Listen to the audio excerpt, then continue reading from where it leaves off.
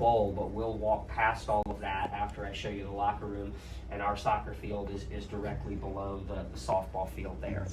So that gives you an idea of basically what the layout of the southern half of campus is, and we'll walk through upper campus also, and you'll see the library, and that's the northernmost part of campus. So you can easily walk from one end to the other in 10 minutes. This is like the scooter and those things are very popular here. Mm-hmm. Yeah, the scooters are. I mean, you don't really need one, and you definitely don't need a bicycle. It's just as easy to walk because the campus is kind of hilly. Campus is constructed in what used to be originally a rock quarry.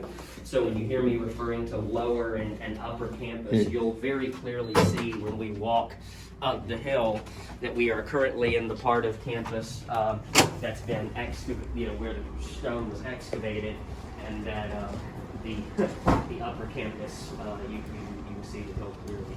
Again, we're sort of walking past the space that they're using because they're in the football locker room there, but we're in here. So there's a lot of sports listed just because there's a room on the back where all of the track and field and golfers and cross country people can just like drop their bags. But really, there's just two sports in here. Basketball's locker rooms are on that side, soccer is on this side, and then the bathrooms and showers are down the middle. And we're never in here at the same time as them, so it always feels like we have the run of the whole place to ourselves, and we never get kicked out of this. We don't share it with a spring sport. There's separate locker rooms for visiting teams, so we get to use this year round. We have, just like most professional clubs would have, a boot wall or a boot room before you go into the dressing room. Since most of the players are gone, I'm actually surprised that there are this many cleats still here. But if you came during the semester, this would be completely full. Probably the floor would be lined too.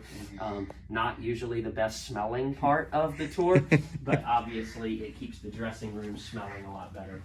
And when you've won 20 of the past 22 conference championships, you don't know what to do with them, and so you line the walkway to the showers with your trophies. You probably should do something about that, but I've been too busy with other stuff.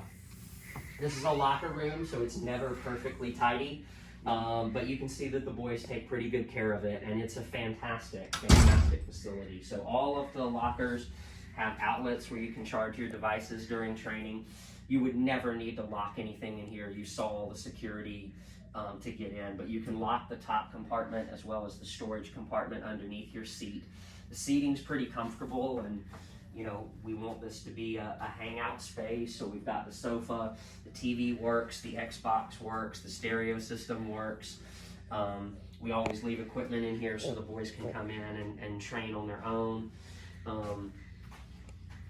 And then you would have your training gear hung on a loop in here, so well, that's an example of a towel. Here's an example of a loop. So you would have your training gear hung on the loop, and you would come in and change and train, and then the towel would be hung on the loop also, so you could shower afterwards, and then you put it all back on the loop and drop it down the chute at the end of the hall, and the equipment room takes care of that in between sessions.